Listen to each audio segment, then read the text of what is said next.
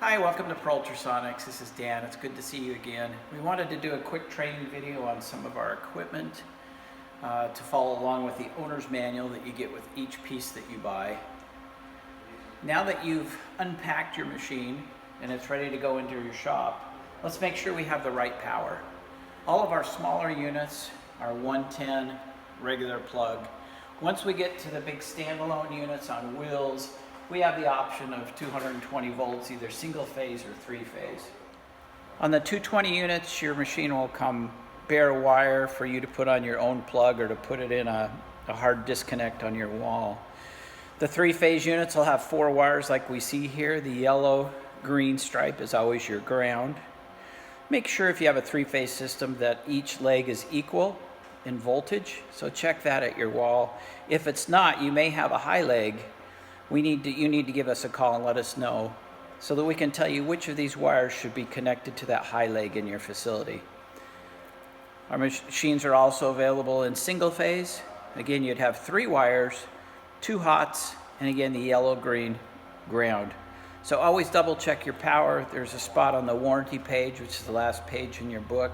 Make sure you fill that out with the power requirements. If you have any questions, please give us a call.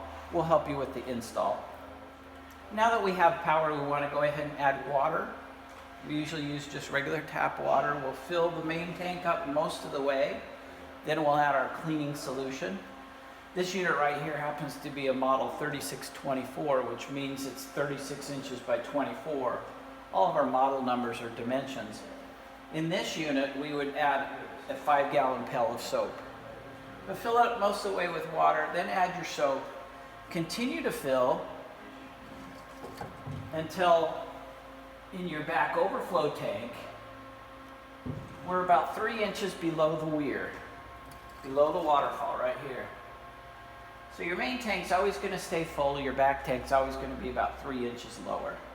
That way, when we use the skimming process, we take all the oils and greases, they cascade over into that holding tank, get them out of the way before I pull your parts back up and eliminate that redeposition of all that junk we just took off. So now we've got electrical hooked up, we've got our water and soap solution in there. Let's go ahead and turn the machine on. We hit the power on button. It sends power to all of our controls. This is our control panel. We have an ultrasonic timer, temperature control, and also a 7-day programmer for the heat. What this does is it automatically turns your heat on and off according to your work schedule. You can see we've preset everything at 160 degrees. That's optimal for ultrasonic productivity. We can always go lower if we want. We can always go higher, but this is the optimum temperature is 160 degrees. Now, if I want to change that, all we do is hit the sideways arrow. Produces a cursor for us. I can go over, let's change that to 150 and hit set. Same thing on your temperature, on your timer, your ultrasonic timer. This is the time that the ultrasound's going to be cleaning your parts. We have it set for 20 minutes right now. Let's go ahead and hit the sideways button, and let's change that to 5 minutes. I've set it 5 minutes. Go ahead and hit set. Now every time my parts are going to go 5 minutes, automatically shut off. Will automatically be at 150 degrees. And I can have this hot when I come in the morning, and it'll shut off automatically when I go home. The other feature we have here is filtration. On all of our big units, we like to include filtration and skimming. The cleaner we can keep this solution, the better it performs. And we want to save you costs on the solution and the filters. We never want to run the filtration at the same time as the ultrasound. It kind of defeats our purpose here. With ultrasound, we're trying to produce thousands of microscopic bubbles. The filtration interferes with that and inhibits that creation of those bubbles. So now we're ready to load our parts. We always want to use a basket. We never want to rest anything on the bottom of the tank. On all of our bigger tanks, we do have a heavy-duty rack in here to put in heavy objects that might be bigger than your small basket. But in most cases, you're going to use a small basket, sit it in here. We go ahead and load our parts.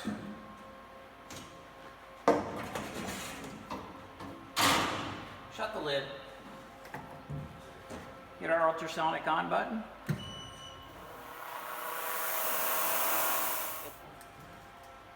We go ahead and take our parts back out. Be careful, we're using hot water.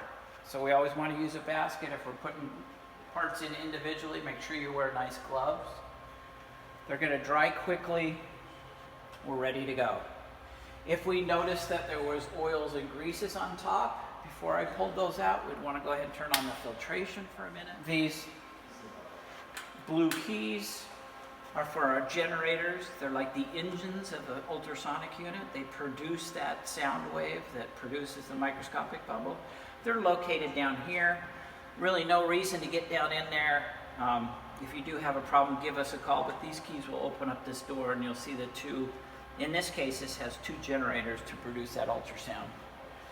Now we have smaller machines that incorporate the same system, so we try to keep everything the same as far as controls, operation, installation, and cleaning. A lot of people say, when do I have to change my filters?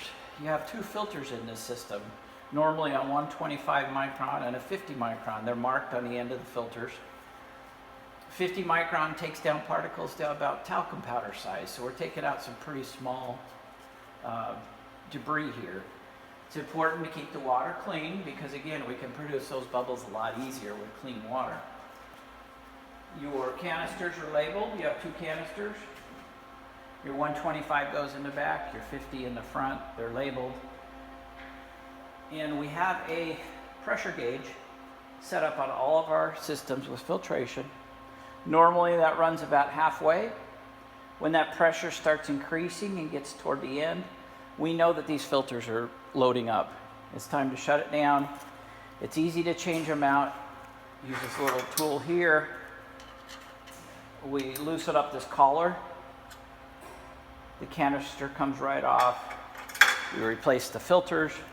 Be careful because there's two O-rings on here, an O-ring and an L-ring.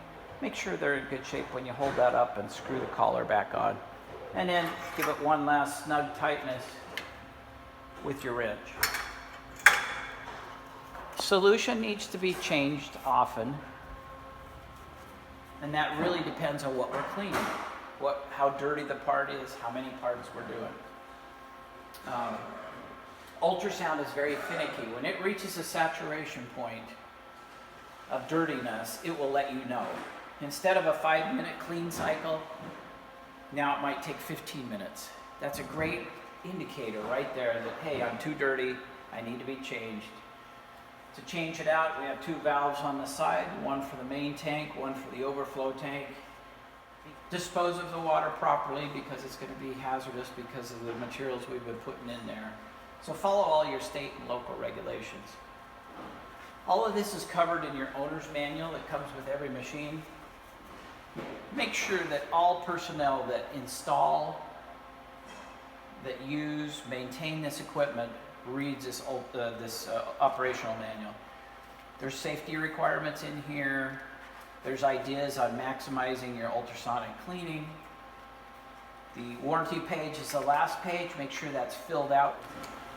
The main thing I want to emphasize here is safety first.